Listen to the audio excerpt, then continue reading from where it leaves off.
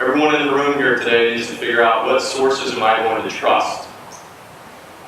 What are those sources? And how can those sources impact the companies that are doing this? Everyone remembers the New York Times last year did a big article on DIG. And what did that do? Launched investigations. Not only did it do that, you had Congress get involved. People started getting involved. And what does that do for companies that are in this business? Thousands of man hours responding to that. You've got to get ahead of this curve. And I'll talk about it here in a second. I think the industry is losing the PR battle. Countless studies going on. They're coming out on a daily basis. Gasland, the trailer in 2010, over 2 million hits and views so far. And that is swaying public perception that's out there. So it's about framing the debate. YouTube videos are consistently coming out with people framing the debate, framing the public perception that's out there. Focus areas, I'm not going to dwell on a lot of these because we're going to hear those out throughout the day. But if I'm looking at it from an enterprise risk management standpoint, I think the number one aspect that's going to be here is going to be the water. A lot of debates going on within the water, what's happening within the water. One thing that the Duke study looked at, and I'm sure, how many people have read the Duke study?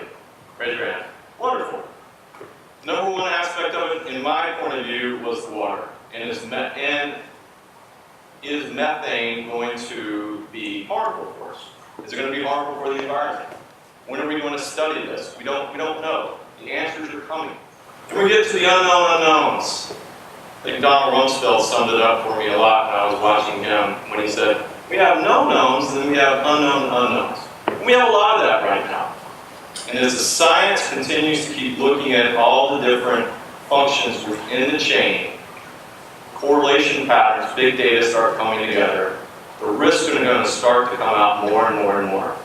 And that information is going to come out in studies, it's going to be tweeted, it's going to come out in a YouTube video, and we're going to have to respond to it positively or negatively.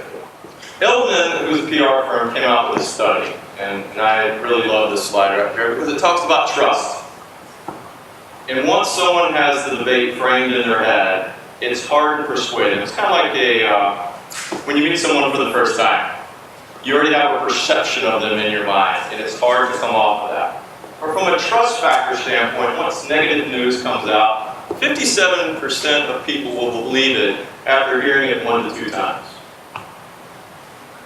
And environmentalists are pushing the message that fracking is bad. And it doesn't matter how much the industry is going to come out with all the positive news about jobs, all the positive news about energy independence, it's environmental, it's bad. And once people have that debate framed in their head, they're just going to run with it again and again and again. Will they do the research? Most people don't. And what we're seeing in the industry right now is the impact of coal at the moment. For those that have been investing in coal, it hasn't been a good year so far. Most coal stocks are down about 50%. Continuously continue to drop. Now why is that? What's going on within the coal industry? There are switching costs that are going on. Utility companies are actually moving from coal to natural gas. Here in 2010, as we can see, natural gas was about 23% at the half-year point. Now we're up at 31%. We're having this, what I call equilibrium starting to occur. Now that the infrastructure is in place, companies like Cummins Energy are building those different processes, GE as well. Companies are installing that. Back to the board aspects of it. We're making the business decision. We're switching. We're going with nat gas. And industries are starting to get impacted.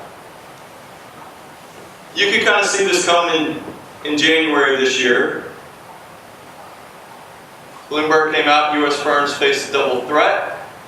Patriot Coal filed for bankruptcy in July of this year. Alpha just recently closed 8 mines, cutting jobs, and so forth. We're moving as an economy to natural gas. And as Bloomberg said, we can't follow it up.